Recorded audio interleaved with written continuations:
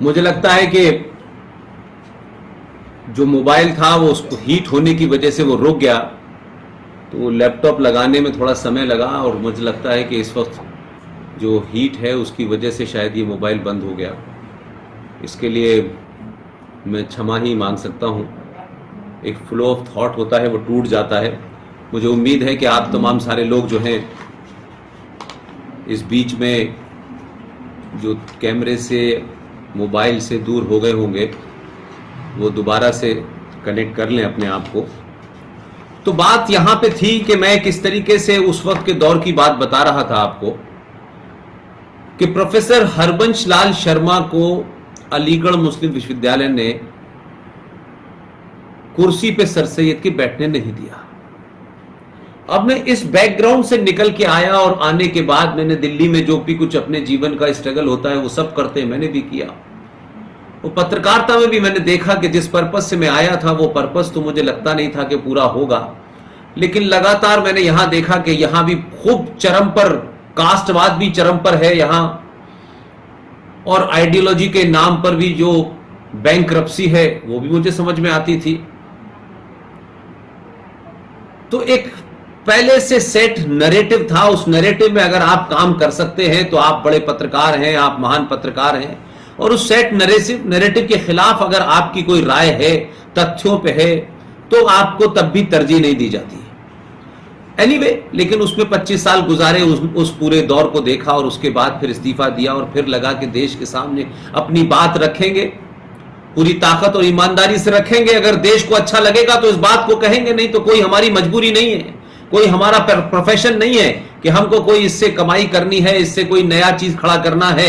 लिहाजा हमको लगा कि देश हमारे साथ खड़ा हो गया है, हमारी बात सुनना चाहता है, हमें सुन करके अपनी बात नैरेटिव बनाना चाहता है, इसलिए हमने अपनी बात की। इसलिए मैंने कहा कि शुरू से हम इस बात के खिलाफ थे कि कोई संगठन बनाया जाए, क्योंकि संगठनों में मैंने देखा है कि आखिर में हजारों संगठन है इस देश में हिंदूवादी, लेकिन उन संगठनों ने अपने अपने नाम, अपने अपनी पहचान से ज्यादा कुछ करने की कोशिश नहीं की है, और हर आदमी को उन संगठनों के कंधे पर रख के सत्ता तक पहुंचने का शौक होता है, जो मेरे अंदर कतई किस्म का नहीं है। और मेरे साथ में न जीटी बख्शी का है, न आरएसएन सिंह साहब का है, न सुशील पंडित का है, न मेजर गौरव आर्या का है, न कैप्टन सिकंदर रिजवी का है, न ललित अंबरदार का है, न अंकुर का है। तो मैंने कहा फिर इस देश में ऐसे लोग बोले ताकि उनके ऊपर यह न लगे कि साहब हम किसी खास सोच से बोलते हैं, खास एजेंडे को चलाते हैं। हां, हम दावे से कहते हैं कि हमारा एजेंडा है, हमारा नैरेटिव है, हमारा नैरेटिव है हजारों लाखों साल पुरानी सनातन सभ्यता दोबारा से स्थापित हो,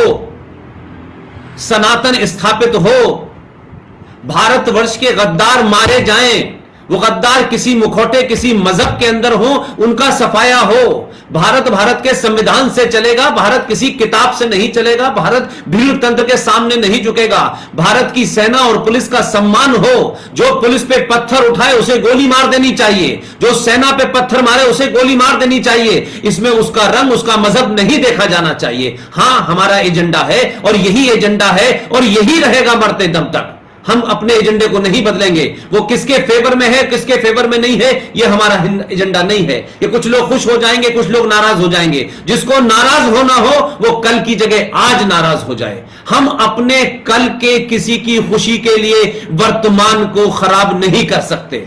हमारे 70 सालों में इस देश के अंदर कुछ लोगों को खुश करने के लिए, कुछ लोगों का भरोसा पाने के लिए आपने इस देश की धरती के 2 टुकड़े कर दिए। आपने इस देश के अंदर, संविधान के अंदर गैर कानूनी धाराएं बना के रख दी। आपने इस देश के समाज को इंफिनिटी कॉम्प्लेक्स में लाके रख दिया। और क्यों? कि उनकी गिनती ज्यादा है। अगर अक्लमंद, पढ़े लिखे, शांति प्रिय देश और शांति चाहने वाले लोगों की गिनती ज्यादा है तो क्या बुराई है? हम शांति चाहते हैं, हम रूल ऑफ लॉ चाहते हैं। हमने ये नहीं कहा कि भारत में जो कोई रहेगा उसको जो है हमारा ही बनना पड़ेगा, लेकिन यह भी बर्दाश्त नहीं है हमको कि भारत में 4 गुंडे खड़े होकर के कहेंगे कि अगर हमारी तरह नहीं बने तो हम देश को तोड़ देंगे, हम काट देंगे, हम मार देंगे, हम लूट करेंगे, बलात्कार करेंगे। और हमारे पूर्वज बाबर हैं और अकबर हैं और औरंगजेब हैं। अगर उनके पूर्वज बाबर हैं और अकबर है और औरंगजेब हैं तो उनका भारत से कोई नाता नहीं है। वो किसी शक्ल में आए, कैसी शक्ल में आए और कैसे भी ग्रुप में आए, हमें एक्सेप्टेबल नहीं है। यह मुल्क मजहब के नाम पे बना था, तो जब मजहब के नाम पे बना था तो मजहब के हिसाब से बंटवारा होना चाहिए था, फिर ये झूठ हमारे पूर्वजों ने क्यों बोला? इसलिए मैं कहता हूं कि सच बोलो, सच कितना भी कड़वा हो, कम से कम राष्ट्र के प्रति और राष्ट्रीय मुद्दों पे सच बोलने की हिम्मत होनी चाहिए। 1000 साल के लंबे कालखंड के बाद आज जब आप इस स्थिति में पहुंचे हैं तो हमें झूठ बोलने की जरूरत नहीं है। इसलिए मैं कहता हूं, जो भारत राष्ट्र के संविधान में, संसद में यकीन रखता है, वो ही असली वंशज है। ये देश, ये समाज, ये सरकार, ये सत्ता और व्यवस्था उसी के लिए है। हम डराने और धमकाने की राजनीति करने वाले लोग, जिन्होंने 70 साल तक डराया और धमकाया, इसी डराने धमकाने से देश बटा, देश के टुकड़े हो गए, 21 लाख लोग मारे गए। किसी ने सवाल पूछा, क्योंकि कुछ लोगों ने हमारे यहां कुछ लोगों को, उनको लार्जर देन लाइफ बना दिया है। वो कितना भी बड़ा पाप कर जाए उसके ऊपर चर्चा नहीं होनी चाहिए। ये वो देश है जिस देश के अंदर, दिल्ली यूनिवर्सिटी के अंदर अगर ये पढ़ाया जाता है, और मुझे तो दुख है, वो सनातनी बच्चे, वो हिंदू बच्चे जो 10 साल तक बीए पास 1 के कोर्स में दिल्ली यूनिवर्सिटी में पढ़ रहे थे, भारत की राजधानी की नाक के नीचे कॉलेज था, किसी हिंदू बच्चे के मन में ये क्यों नहीं सवाल आया कि ये कैसे आपने पढ़ाया जा रहा है, ये क्यों पढ़ाया जा रहा है? ये सवाल नहीं खड़ी। और यही कमजोरी, यही कायरता ने आजाद भारत के अंदर हिंदू को आज भी, वो अपने सर्वाइवल के लिए लड़ रहा है। वो किसी को जमीन घेरने, किसी का मकान पे कब्जा करने के लिए नहीं लड़ रहा, वो अपनी जान बचाने और अपनी पहचान बचाए रखने के लिए लड़ रहा है। और उसने इतने सारे कंप्रोमाइजेस करने के बाद घर दे दिया, 21 लाख लोग मर गए, जमीन दे दी, आपकी आत्मा नहीं मरी, आपका मन तृप्त नहीं हुआ? माफ कीजिएगा, अगर आपकी मन तृप्त नहीं हुआ पाकिस्तान और बांग्लादेश लेने के बाद, आपका अगर आज भी एजेंडा है कि भारत के अंदर दारुल हर्ब से दारुल इस्लाम बनाएंगे, तो याद रखे हर वो आदमी, जो लोग दारुल हर्ब से दारुल इस्लाम बनाने की लड़ाई लड़ रहे हैं, उनके साथ जो भी खड़ा होगा वो भी गद्दार है, वो भी इस देश के राष्ट्र विरोधी है। हम सब अपना कर्म कर रहे हैं। जो भी है, जो प्रत्यक्ष रूप से, अप्रत्यक्ष रूप से लिख करके, बोल करके, चिल्ला करके, समाज में काम करके जो अपना फर्ज निर्वाह कर रहे हैं, वो भी राष्ट्र को बचा रहे हैं। लिहाजा मैं मानता हूं कि आज जब खुलेआम गद्दारी हो रही हो सड़कों के ऊपर, और लोग बता रहे हो कि हमें चाहिए जिन्ना वाली आजादी, तो माफ कीजिएगा, इसके ऊपर अगर मगर करना देश बर्दाश्त नहीं करेगा। और मैं फिर बता रहा हूं, 70 साल में सनातनियों को और हिंदुओं को जो भी कुछ किया आपने भारत के संविधान के अंदर, ये जो सेकुलर शब्द है, आपके संविधान में कई फ्रॉड है जिसकी लड़ाई लड़नी है। उन फ्रॉड में ही यह निहत है कि आप मुसलमानों से कहते हैं कि आप 1947 के बाद भी जैसे थे वैसे ही रहिए, लेकिन सेकुलरिज्म का झूठ और मक्कारी की ये जो दवा है, ये शुद्ध रूप से हिंदुओं को पिलाई गई कि हिंदू कभी अपने अस्तित्व, अपनी पहचान, अपनी अस्मिता की लड़ाई न लड़े, और हर चौराहे, हर गली, सोते जागते, चलते फिरते, खाते पीते, हर वक्त अपने आप को सेकुलर साबित करने का उसको एक सर्टिफिकेट देना है। हम सेकुलर हैं। 4 मुसलमान दोस्त हो जाते हैं, हम अपोलोजिस्टिक होकर के सेकुलरिज्म की बात करने लगते हैं। यह सेकुलरिज्म शब्द आया कहां से? पहले तो देश के तमाम पाखंडी लोग यह बताएं कि सेकुलर है क्या, इसकी उत्पत्ति कहां से हुई, भारत में कैसे आया। सनातन की करोड़ों साल की संस्कृति और धर्म के अंदर शब्द सेकुलर की जरूरत ही नहीं थी।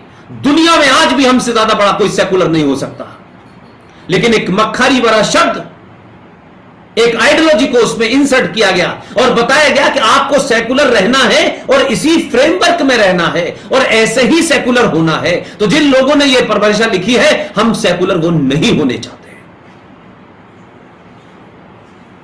किसी को 4 दोस्त हो जाएं, किसी के संगठन में 5 मुसलमान हो जाते हैं तो वो संगठन की राय बदल देता है, उसकी आइडियोलॉजी बदल देता है। अरे एक निजी दोस्ती होती है और एक राष्ट्र के प्रति दोस्ती होती है। निजी दोस्ती का कोई मतलब नहीं होता है। अगर वो राष्ट्र के प्रति नहीं है वफादार, तो मेरे प्रति और आपके प्रति कोई वफादारी नहीं होती। आप भारत के उस समाज से सेकुलरिज्म का सर्टिफिकेट मांग रहे हैं जिसने आपको संतुष्ट करने के लिए सब कुछ दे दिया। और आज बरसों के बाद जब आपको अपनी अस्मिता, अपने पूर्वज, अपने संस्कार और अपने धर्म के प्रति एक चेतना जागृत हो रही है, तो भ्रम फैलाया जा रहा है। पहली बात तो कुछ लोग हिंदुत्व के ठेकेदार हो कैसे गए? ये कथा बांचने वाले लोगों ने हमको ज्ञान देना शुरू कर दिया। ये उनकी निजी राय हो सकती है। हमारे इमोशंस, हमारी संवेदनाओं को जिस तरीके से आपने उसका दोहन किया, हम आपका सम्मान, आपको उस आसन पर इसलिए बैठे देखना चाहते हैं कि आप सनातन की बात कर रहे हैं, आप धर्म की बात कर रहे हैं, आप राजनीतिक लोग नहीं हैं।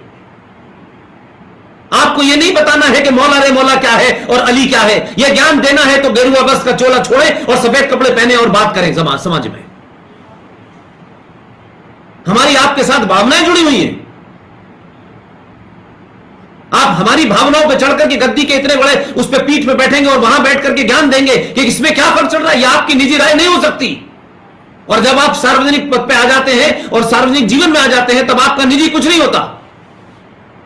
यह पाखंड नहीं चलेगा। यह हमारा निजी जीवन है और यह हमारा सार्वजनिक जीवन है।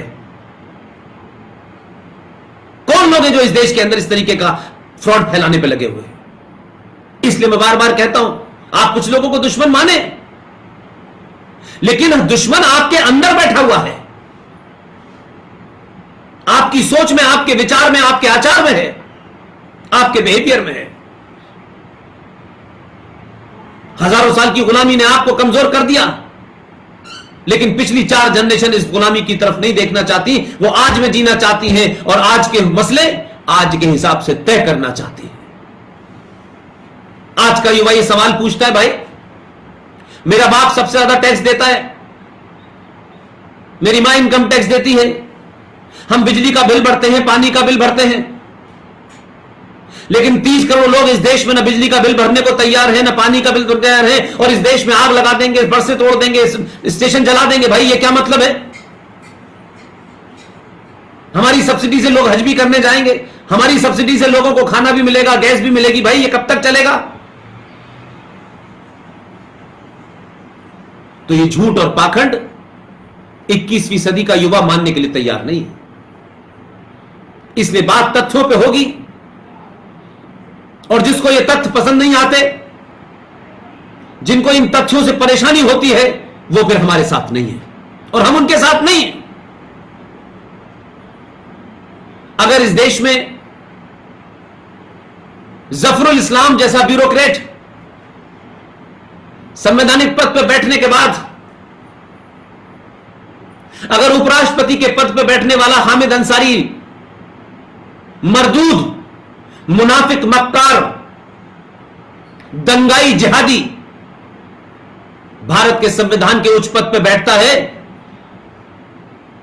और पद से उतरते ही कहता है कि मुसलमान डरे हुए हैं, तो दिल्ली का माइनॉरिटी कमीशन का चेयरमैन जो पढ़ा लिखा है, ब्यूरोक्रेट है, ये किसके एजेंडे पे काम कर रहे हैं? क्योंकि हिंदू न चीजों को पढ़ता है, न पढ़ के उनकी एनालिसिस करता है। तो जो लोग बिना तथ्यों के अपनी भावनाओं पे कोई नैरेटिव बना लेते हैं, ये उन्हीं के बनाए नैरेटिव हैं। हिंदू मुस्लिम भाई भाई, गंगा जमुना तहजीब, हमारे पुरखे तुम्हारे पुरखे। यह कायरता की निशानी है कि आप सच बोलने से डरते हैं और आप किसी को खुश करने के लिए अपना तिलक बंद कर देते हैं, चुटिया बंद कर देते हैं, धोती बंद कर देते हैं कि नहीं हमें सबका दिल जीतना है। तो दिल तो इस देश में, इसी देश के इतिहास ने, पृथ्वीराज चौहान ने भी 16 बार दिल जीता था भाई। किसने नहीं जीता था? गुरु गोविंद सिंह ने भी जीता था। यह दिल जीतने की ख्वाहिश जिनको है उनको रहे, लेकिन अब जिनको इस देश में रहना है उन्हें इस देश की मेजॉरिटी का दिल जीतना है। और जब तक मेजॉरिटी संतुष्ट नहीं होती यह देश नॉर्मल नहीं रहेगा। एक देश में एक खुलेआम गुंडागर्दी करेगा, एक पार्लियामेंट में गुंडागर्दी करेगा कि भरे पार्लियामेंट के अंदर सत्र के अंत में जब वंदे मातरम हो रहा होगा, एक जिहादी, एंटी मुस्लिम, एंटी हिंदू, संबल का एमपी शफीकुर रहमान बख्श सबके सामने खड़े होकर निकल के चला जाएगा लोकसभा से कि मेरा वंदे मातरम में यकीन नहीं है। अगर तुम्हारा वंदे मातरम में यकीन नहीं है, जो भारत के संविधान का हिस्सा है और पार्लियामेंट के अंदर वो बचता है, तो फिर तुम्हें इस पार्लियामेंट में बैठने का भी तुम्हें हक नहीं है। इसलिए हम मेजॉरिटी में हैं। हमने अपने कभी मेजॉरिटी होने का ना घमंड किया ना दम्भ भरा, लेकिन हम मेजॉरिटी में हैं इसलिए हम पिटने के लिए नहीं बने हैं। हम मेजॉरिटी में हैं इसलिए कायर बनने के लिए नहीं बने हैं। हम मेजॉरिटी में हैं तो हम सच बात नहीं कहेंगे। हमें मालदा में डराओगे, हमें कश्मीर से मार के निकाल दोगे, हमें कैराना में डराओगे, हमें संबल में, मेरठ में, मुरादाबाद में, अलीगढ़ में, आजमगढ़ में, सब जगह तुम हमारी हत्या करोगे, लेकिन हम मेजॉरिटी में हैं इसलिए हमें नहीं कुछ कहना चाहिए। ये पाखंड जब तक हम जैसे लोग हैं नहीं चलने देंगे। ये गलतफहमी लोग दिमाग से निकाल दें। ये 21वीं सदी का सनातनी और हिंदू है। उसने वो किताबें नहीं पढ़ी हैं जो इरफान हबीब ने या रोमिला थापर ने या आर एस शर्मा ने लिख दी हैं। इसके पास पढ़ने के बहुत सारे सोर्स ऑफ इंफॉर्मेशन है। इसके पास बहुत सारी और दूसरी इंफॉर्मेशन है दुनिया की जो कोई रोक नहीं पा रहा है। और जब इंफॉर्मेशन आती है आपके पास और जब आप इंफॉर्मेशन को करेक्ट तरीके से पहुंचती है तो उसकी एनालिसिस भी ठीक होती है, और जब उसके पास इंफॉर्मेशन ठीक होगी उसका इंटरप्रिटेशन भी ठीक होगा। यूं ही देश में बदलाव नहीं हो रहा, और बदलाव को मैं सत्ताओं तक सीमित नहीं रखता। हमारे देश में एक ट्रेंड बन गया था कि सत्ता बदलेगी तो समाज बदल जाएगा, क्योंकि सत्ता की दलाली करते करते इस समाज ने, सत्ता की चाटुकारिता करते करते इस समाज ने यह भूल गए कि सत्ता समाज नहीं बनाती है। मैं मानता हूं पहले समाज के सोचने का नजरिया बदलता है, निगाह के सामने जो तस्वीर आती है वो बदलती है। अब उस तस्वीर में चाचा नेहरू नहीं है, उस तस्वीर के अंदर सुभाष चंद्र बोस हैं, छत्रपति शिवाजी महाराज हैं, वीर सावरकर हैं। और तस्वीर बदलने से जहन बदलता है, जहन बदलने से दिल बदलता है, और दिल बदलने से आप बटन बदलने की शक्ति में बटन भी बदल जाता है। और जब सही जगह बटन दबाते हैं तो सत्ता बदल जाती है। इसलिए समाज एक परमानेंट इकाई है, सत्ता आनी जानी है। अगर समाज को सही तरीके से सच बताया, समाज में अवेयरनेस क्रिएट कर दी, तो सदियों तक जो इस देश के गद्दार हैं, जो देश को अंदर से तोड़ना चाहते हैं, जो हमारे हिंदू संगठनों से मिलकर के उन लोगों ने जिस खामोशी से अपना एजेंडा चला रखा है, वो वक्ती तौर पे तो हो सकता है कि हमें सियासी तौर पे ठीक लगते हो कि कुछ लोग बहुत ज्यादा अल्ट्रा इस वक्त सनातनी दिखाई दे रहे हैं, लेकिन हमारा एक्सपीरियंस ये कहता है कि 25-30 करोड़ में से 2-4 लोग आपके साथ अगर खड़े भी हो जाएंगे, उससे वो 30 करोड़ नहीं बदलने वाले। वो आपके जाने का इंतजार करेंगे और आपके जाने के बाद वही करेंगे जो मौलाना आजाद ने किया, जो प्रोफेसर नूरुल हसन ने किया, जो फखरुद्दीन ने किया, जो हुमायूं कबीर ने किया, वही करेंगे। इसलिए समाज बदल जाए, समाज की सोच बदल जाए, तो सत्ता पे हजारों साल तक सनातनी ही बैठेगा। इसलिए सत्ता एक बार बदली, 2 बार बदली से काम नहीं चलेगा। सत्ता भी बनाए रखना है और सत्ता को भी यह एहसास कराना है कि हमने आपको बदला है, सड़क बनाने के लिए नहीं बदला। हम बहुत लंबे समय से गड्ढों में रहते रहते आदी हो गए। ये सड़कें, ये सत्ता का परिवर्तन से, ये हवाई जहाज, ये विकास से हमारा सम्मान नहीं लौटने वाला। जो हजारों साल से तकलीफ हमारे पूर्वज, हमारे पिता माता, उनके पूर्वजों के अंदर जो एक दर्द है, जो हर्ट है, वो जनरेशन टू जनरेशन आगे चल रही है। आपके पास कुछ ना भी हो, ये भौतिक सुख की चीजें ना हो, मकान ना हो, तब भी आप, अगर आपका इतिहास, अगर आपके पूर्वज महान थे और इस बोध में है कि हां हमारे पूर्वज महान थे, तब भी आपको भूख लगने के बावजूद भी आपके अंदर एक ताकत होती है, एक शक्ति का संचार होता है। इसलिए आप हर संकट से लड़ लेते हैं। मगर आप सब कुछ है आपके पास, एक इंफिनिटी कॉम्प्लेक्स में जीने वाली कौम, एक कुंठाग्रस्त कौम कभी बहादुर नहीं बनती। वो समझौते करती है, जीने के नए नए रास्ते निकालकर समय तो काट लेती है। इसलिए कहीं कोई दंगाई, कोई जिहादी आपका घर जलाता है, आप वहां से भाग करके कहीं और चले जाते हैं। आपकी बेटी को उठा के ले जाता है, आप कंप्रोमाइज कर लेते हैं। आप प्रतिकार नहीं करते, न शब्दों से करते, न इंटेलेक्चुअली करते, न समाज में करते। आपको लगता है कि कहीं मुझसे कोई नाराज ना हो जाए। सनातनियों, तुम्हें कब से डर हो गया कि कोई व्यक्ति विशेष तुमसे नाराज हो ना हो? तुम उसकी चिंता करोगे जिसने तुम्हें पैदा किया है, वो तुमसे नाराज ना हो जाए।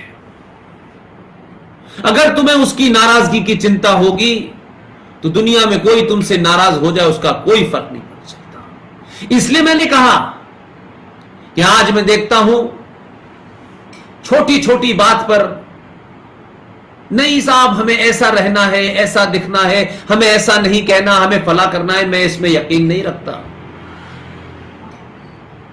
बहुत लोग बड़ा दावा करते हैं, अरे मेरा बचपन से लेके मेरी जवानी और जवानी के बाद से इतने समय तक जिन सबको पिछले 50 साल में कमाया था, दोस्ती में, मोहब्बत में, घर में, पड़ोसी में, सब मेरे खिलाफ हैं, सब मेरे साथ नहीं है। मैंने चिंता नहीं की। मैंने कहा कोई मेरे खिलाफ हो जाए, मुझे उसकी चिंता नहीं है, राष्ट्र मेरे साथ रहना चाहिए। 1-2 लोगों से अपोलोजिस्टिक हो जाते हैं लोग। आप ऐसा बोलिए, ऐसा मत बोलिए, ऐसा करिए, वैसा करिए। मैं राजनीतिक व्यक्ति नहीं हूं, वोट बैंक की राजनीति करने नहीं आया हूं मैं। मुझे किसी को खुश नहीं करना है। जिसको मेरी बात अच्छी लगेगी वो जरूर खुश होगा, और जिसके मंसूबों को मैं कुठाराघात कर रहा हूं, जिनके मंसूबों को मैं एक्सपोज कर रहा हूं, उन्हें मैं नहीं अच्छा लगूंगा। उनके अच्छा लगने और नहीं लगने से मैंने जन्म नहीं लिया है। लिहाजा जब मैं इस बात की चिंता नहीं करता कि मुझे भाषा की शालीनता और शब्दों की मर्यादा के बीच में अपनी बात कहनी है, तथ्यों से कहनी है, पूरे जोर से कहनी है, पूरे यकीन से कहनी है, तो मुझे किसी की चिंता नहीं होती। इसलिए कपिल भाई ने जो काम किया है वो काबिले तारीफ काम है। मैं कपिल भाई को, उनकी टीम को और हजारों हजार संघ के कार्यकर्ता, हजारों हजार संघ के प्रचारक जो दुनिया भर में हिंदुत्व की और सनातन की रोशनी जगाने के लिए पीढ़ी दर पीढ़ी खप रही है, यह सिलसिला बंद नहीं होना चाहिए, यह सिलसिला चलते रहना चाहिए। जिस बुनियाद पे 1925 से हम चले थे, हमारे पूर्वज चले थे, यह यात्रा नहीं रुकनी है। इस यात्रा में रास्ता कैसा भी हो, रास्ते बदले जा सकते हैं, रास्तों से थोड़ा दाएं बाएं हुआ जा सकता है, लेकिन लक्ष्य नहीं बदलना चाहिए। आज पूरे देश में बहुत सारे लोग बोलते हैं, अपनी बात कहते हैं, हमसे भी पूछते हैं, हम भी खुलेआम कहते हैं। भाई, बहुत लोगों ने कहा हमारे जीवन के 12 साल पाकिस्तान की नौकरी करने में कटे, लेकिन सवाल खड़ा हुआ कि पाकिस्तान नौकरी करने वैसे ही गए थे जैसे बीबीसी में नौकरी करते थे। लेकिन हमारे विरोधियों ने, जब हमने पाकिस्तान नौकरी की, तो बहुत सारे वो लोग जो बड़े अल्ट्रा अपने आप को बहुत महान कहते हैं, उन्होंने तब भी हमारे ऊपर आरोप लगाया कि आप तो आईएसआई के एजेंट हैं। हमने कहा आईएसआई के एजेंट हैं और आपके पास खबर है, तो आपको किसी ने रोका है इस देश में पुलिस के पास जाके बताने के लिए, लेकिन वो अपने अल्टीरियस मोटिव के लिए ये आरोप लगाते हैं। किसी का कद छोटा ना हो जाए, कहीं हमसे बड़ा ना बन जाए। बड़ा बनने के लिए नहीं आया हूं मैं, बड़ा बनने के लिए रास्ता तय नहीं किया है, लेकिन जब बोलना शुरू किया और भाषा की बात हुई तो कुछ लोगों को लगा ये भाषा तो कुछ आरएसएस से मिलती जुलती लगती है। तब भी लोगों ने कहा कि साहब अब तो ये आरएसएस का एजेंट है। तो मुंबई की एक सभा में मैंने खड़े होकर कहा, भाई मुझे आप गाली दें, मेरे परिवार को गाली दें, मेरी मां को गाली दें, मेरी बहनों को गाली दें, यह आपकी अपनी संस्कृति है, आपका अपना कल्चर है, लेकिन तय कर लें कि मैं आरएसएस का एजेंट हूं या बीजेपी का एजेंट हूं या आईएसआई का एजेंट हूं। लेकिन मैंने उनसे बड़े शब्दों में साफ कहा, उस दिन के बाद से लोगों ने कहना बंद कर दिया। मैंने साफ साफ कहा, कपिल भाई, मैंने कहा उनसे, आरएसएस के बारे में मुझे शायद बहुत ज्यादा जानकारी नहीं है, जितनी है उतने से ही मैं संतुष्ट हूं। आरएसएस का मुझे एजेंट करने वालों का मैंने यह कह के मुंह बंद कराया, आरएसएस भारत में है, भारत के अंदर भी काम कर रही है, भारत के बाहर भी काम कर रही है, उनके कार्यकर्ता पूरी दुनिया के सामने हैं। आरएसएस का एजेंट होना फिर भी गर्व की बात है, कम से कम जैशे मोहम्मद और लश्कर तोयबा के तो एजेंट नहीं है। तो सवाल यह है कि हमें अपनी भाषा में अपोलोजिस्टिक नहीं होना है। ये जो आरोप लगता है, ये राइट विंग सरकार आ गई है, नाथूराम गॉडसे के हत्यारों की सरकार आ गई है, इससे विचलित नहीं होना है। हम कौन हैं, कहां से आए हैं, सत्ता में कैसे हैं, किस तरीके से हैं, अपने आदर्शों के प्रति हमारा एक कमिटमेंट है, इससे विचलित करने के लिए ही आप पे आरोप लगते हैं। और जब जब आप पे आरोप लगते हैं, आप अपना रास्ता बदल लेते हैं, तो वो तमाम सारी ताकतें कामयाब हो जाती हैं। दुनिया में उन्हीं की इज्जत होती है जो अपनी बात और अपने लक्ष्य से डिगते नहीं हैं। मैं कुछ सोच के, कुछ समझ करके इस रास्ते पे चला हूं। मेरा बार बार कहना है कि जब तक मेरी सांस चल रही है, तब तक बिना किसी हिचक के, हिचकिचाहट के, इन धमकियों के बीच भी यह यात्रा रुकने वाली नहीं है। लोग सवाल उठाते हैं मुझसे, राजीव दीक्षित जी कैसे चले गए, कमलेश तिवारी कैसे चले गए। मैंने कहा मैं नहीं जानता उन विचारों के बारे में, न किसी से मिला हूं, न मैंने किसी को देखा है। जिस जमाने वो थे उस जमाने में पत्रकारिता में था। लेकिन एक सवाल पूछता हूं मैं, ये हमारे समाज की जिम्मेदारी है कि colonel R S. Singh, colonel G D. Bakshi, major Gaurav Arya, Sikandar Rizvi, Lalit Ambardar, Sushil Pandit, इनकी सुरक्षा उस समाज को लेनी चाहिए जो समाज ये मानता है कि ये वो बात तथ्यों पे कह रहे हैं कि इनकी बात को काटा नहीं जाएगा। अगर समाज जिम्मेदारी नहीं लेगा तो ये मरने और मारने का सिलसिला चलता रहेगा। लोग आएंगे चले जाएंगे, और जो समाज जब अपने नेतृत्व करने वाले लोगों के प्रति उनके मन में श्रद्धा नहीं होगी और यह मैसेज नहीं होगा कि अगर इनको किसी ने छुआ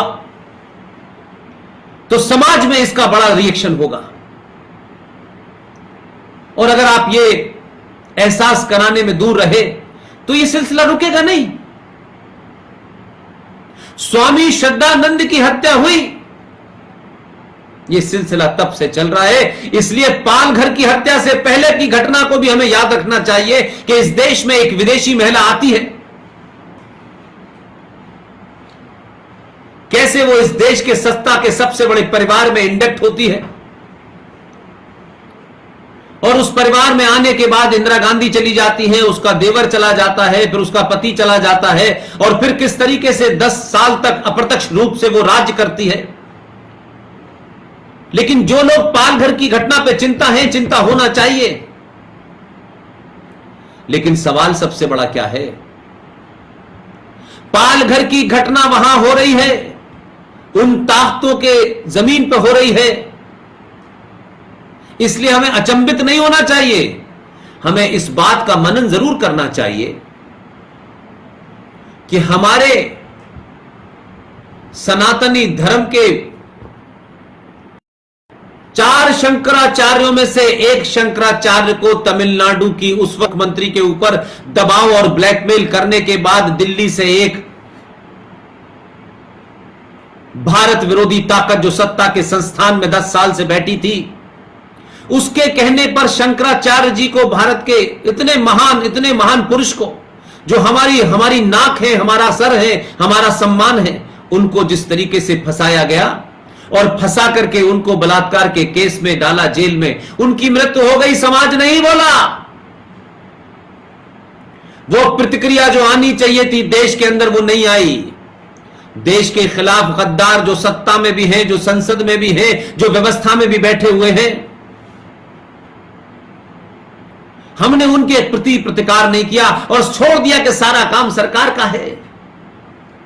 अरे सनातन के मानने वालों, आदर्श में जीने वाले लोगों, ये आदर्शवाद, ये सत्ता व्यवस्था, पुलिस, कानून, ये तमाम सारी चीजें उस समाज के लिए होती हैं जो आदर्श समाज होता है।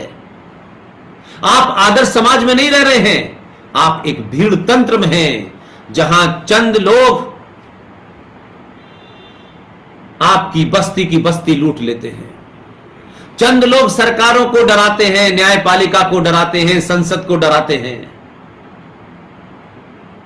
ना उनका उन्हें पुलिस से डर था, ना सुप्रीम कोर्ट से डर था। एक नाजायज तरीके से दिल्ली में एक धरना दिया गया और उस धरने को सुप्रीम कोर्ट ने वो हटाने के लिए इंटरव्यूकर भेजे कि वो ठोड़ियों में हाथ डालें कि भैया यहां से हट जाओ।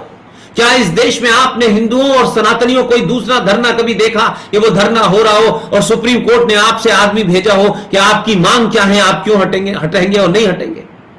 इसी सुप्रीम कोर्ट ने जंतर मंतर के ऊपर एक निर्णय लिया है कि यहां पर धरने प्रदर्शन होंगे और एक समय में उस जंतर मंतर के ऊपर 1000 से ज्यादा लोग नहीं होंगे। लेकिन फिर इस देश में जंतर मंतर पे धरना नहीं दिया गया, धरना ऐसी जगह दिया गया जहां उनके लोग थे और उन्होंने सड़क जाम रखी, लेकिन उसको खुलवा नहीं सकी, न सरकार खुलवा सकी, न व्यवस्था खुलवा सकी, न न्यायपालिका खुलवा सकी। क्या इस देश की मेजॉरिटी के सामने जिस किस्म की मिसाल तय की जा रही है कि जो गुंडा है, जो बदमाश है, जो देश को तोड़ देगा, जो अस्त व्यस्त कर देगा, जो दुनिया भर में हालात खराब कर देगा, सरकारें, सत्ता व्यवस्था, न्यायपालिका उन्हीं के सामने झुकेगी। ये परपाटी गलत है, ध्यान रखिएगा। बहुसंख्यक समाज के तहम्मुल, उसके पेशेंस, उसके धैर्य की बार बार परीक्षा लेना बंद कर दें। कमजोर से कमजोर समाज भी एक समय के बाद प्रतिकार करने पे मजबूर हो जाता है।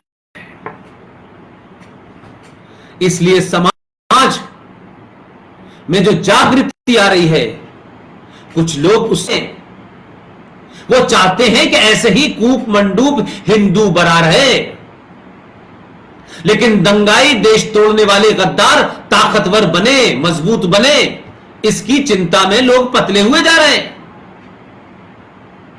और एक बात बता दूं मैं आपको, यूएसएसआर दुनिया का ताकतवर देश था, बड़े सारे न्यूक्लियर बम थे, लेकिन समाज कमजोर था, इसलिए 24 राष्ट्रों में बंट गया। इसलिए समाज अगर कमजोर हुआ, यानी बहुसंख्यक समाज कमजोर हुआ, अर्थव्यवस्था कमजोर हुई, तो न्यूक्लियर बम देश को नहीं बचा पाएगा। हम कश्मीर में पड़े 5 लाख हिंदू कश्मीरी पंडितों को नहीं बचा पाए, हम मालदा नहीं बचा पाए, हम कैराना नहीं बचा पाए। जहां आप 70 और 75% थे, वहां आप 12% हो गए। और आपकी हालत तो यह है कि आसाम में 3 गांव हैं, लखीमपुर, नौगांव और एक और है। उन 3 गांवों के अंदर मुसलमानों की जैसे ही मेजॉरिटी हुई, उन्होंने वहां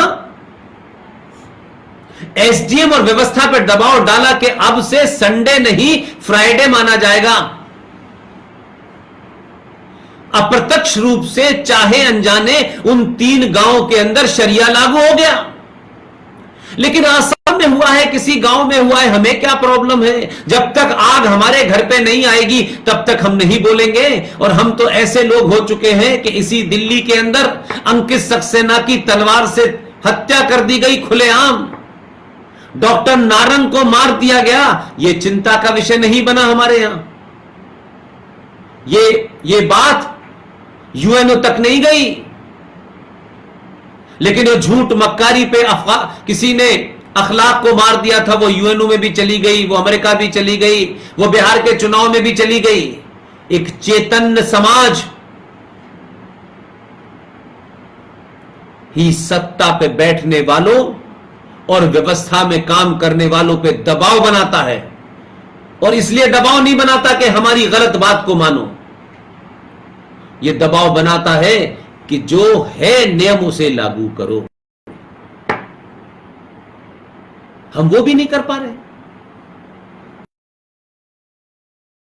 यही वजह है कि भारत इस तथाकथित रूप से आजाद तो हुआ, मुगलों से आजाद हुआ, अंग्रेजों से आजाद हुआ, लेकिन 70 साल में भारत सत्ताएं तो आई जो अंग्रेज थे उनकी आई। व्यवस्था में क्या बदलाव हुआ? आज भी 295A, ये जो आईपीसी है 295A का नियम तो 1926 से चल रहा है, जिसमें स्वामी श्रद्धानंद की हत्या करने वाले अब्दुल रशीद को गांधी जी ने यह कहा कि आखिर इनकी भावनाओं को स्वामी श्रद्धानंद ने क्यों भड़काया, और स्वामी श्रद्धानंद ने इनको भड़काया, लिहाजा उनकी हत्या के बाद भी उन पे मरणोपरांत मुकदमा चला।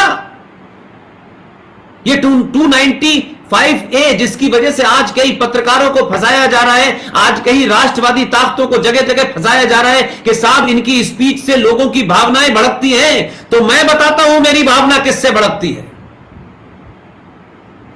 मैं आजाद भारत में हूं, यह सेकुलर भारत है, लेकिन मुझे 5 वक्त लाउड स्पीकर की अजान पे कोई यह कह के भड़काता है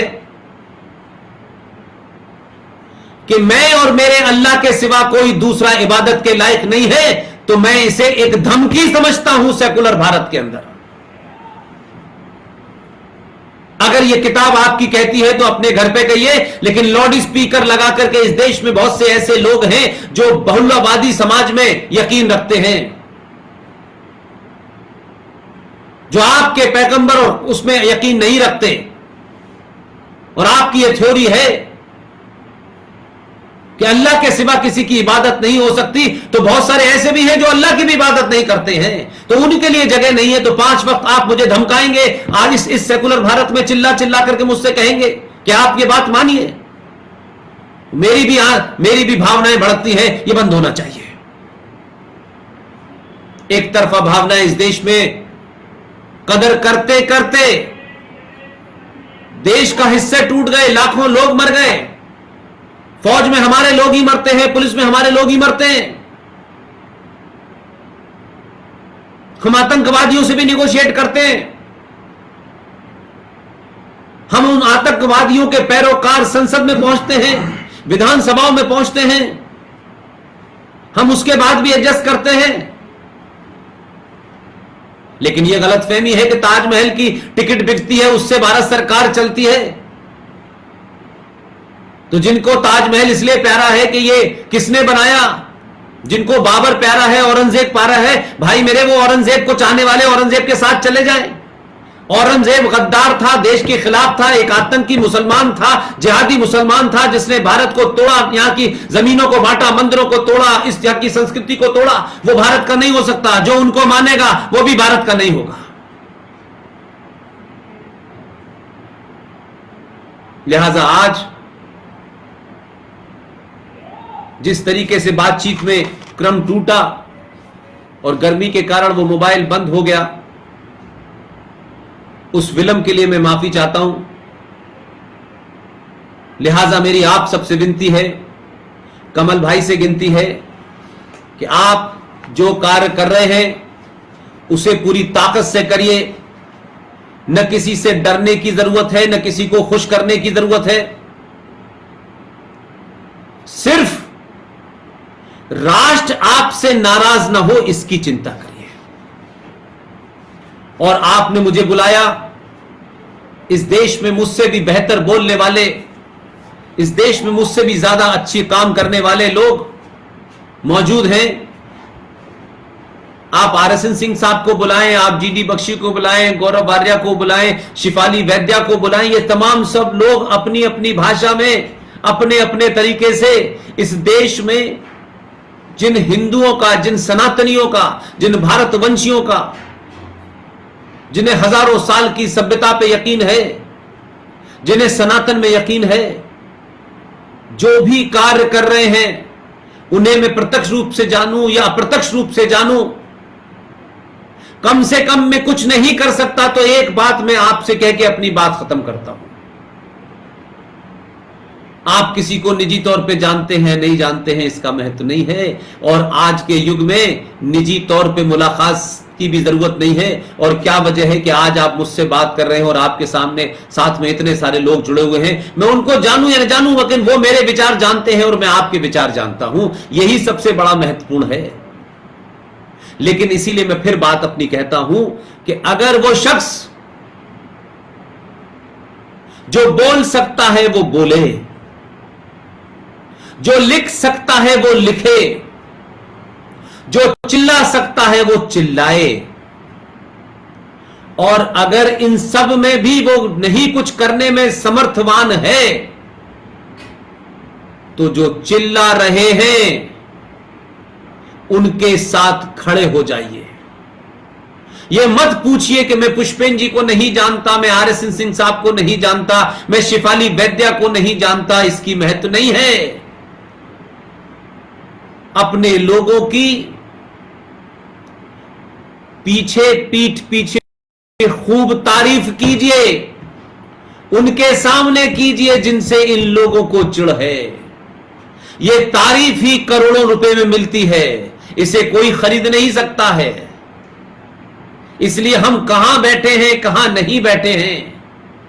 हम पिछले 3 साल पहले पत्रकारिता में थे, प्रेस क्लब ऑफ इंडिया के 4 बार इलेक्टेड सेक्रेटरी जनरल थे। हम उस वक्त एक रोल में थे, आज हम दूसरे रोल में हैं। जिस रोल में हैं उस रोल में यह जरूरी नहीं है कि हम किसी संगठन की सदस्य हो न सदस्य हो। जरूरी नहीं है कि सब कुछ वो हमारे हिसाब से कर रहे हो, और हमारे हिसाब से करने के लिए वो संगठन बने भी नहीं है। उनकी अपनी सोच है, उनकी अपना विजन है, उनका अपना इंफ्रास्ट्रक्चर है, लेकिन बिना जाने भी उनके बारे में कोई अशब्द, कोई ऐसी भाषा, कोई ऐसे शब्दों का चुनाव जो उनकी इस पूरी मुहिम को कमजोर करती हो, नहीं बोलना है। हम नहीं भी जानते हैं तब भी नहीं बोलना है। हम ये माने कि जो कुछ भी कर रहे हैं उसमें वो एक बड़ा काम कर रहे हैं, अपना रोल प्ले कर रहे हैं। किस तरह कर रहे हैं, कैसे कर रहे हैं, यह विवाद का मामला नहीं है। सब लोग एक ही तरह सोचेंगे यह भी नहीं है, सब लोगों का एक ही रास्ता होगा यह भी तय नहीं है, लेकिन सब लोगों की मंजिल एक है, यह महत्वपूर्ण है। कपिल भाई और आपके साथी, हमारा परिवार, प्रोफेसर डॉक्टर पीके सिंघल साहब, वो हमारे दोस्त भी हैं। कई संगठनों में मैं उनका नाम देखता हूं, वो मार्गदर्शन मंडल के रूप में आते हैं।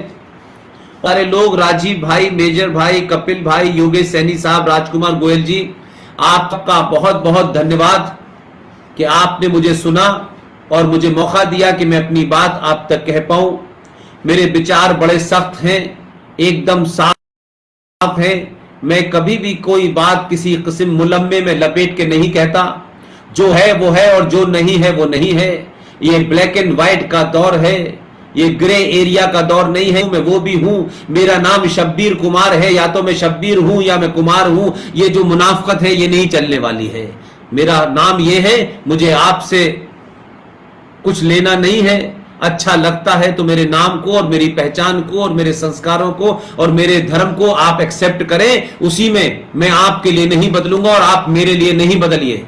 लेकिन आप मुझे बदलने के लिए धर्म परिवर्तन करेंगे तो मैं ये होने नहीं दूंगा। आप सबका बहुत बहुत शुक्रिया, थैंक यू वेरी मच। मुझे नहीं लगता कि इस बीच में जो कुछ गड़बड़ हुई है उसकी वजह से शायद कोई फर्क पड़ा हो। मुझे फीडबैक दीजिएगा, अगर कोई इसमें कमी रही होगी तो हम फिर किसी वक्त दोबारा आपसे बातचीत कर सकते हैं।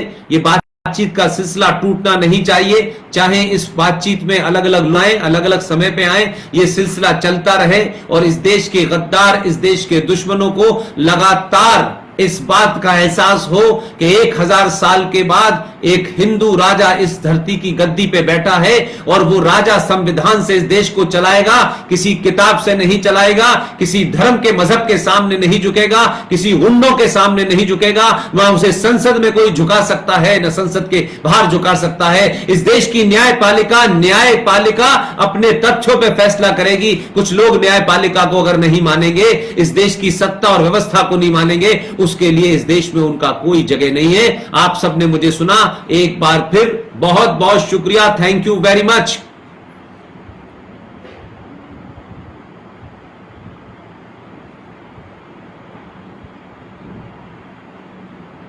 कॉफी वगैरह तुझे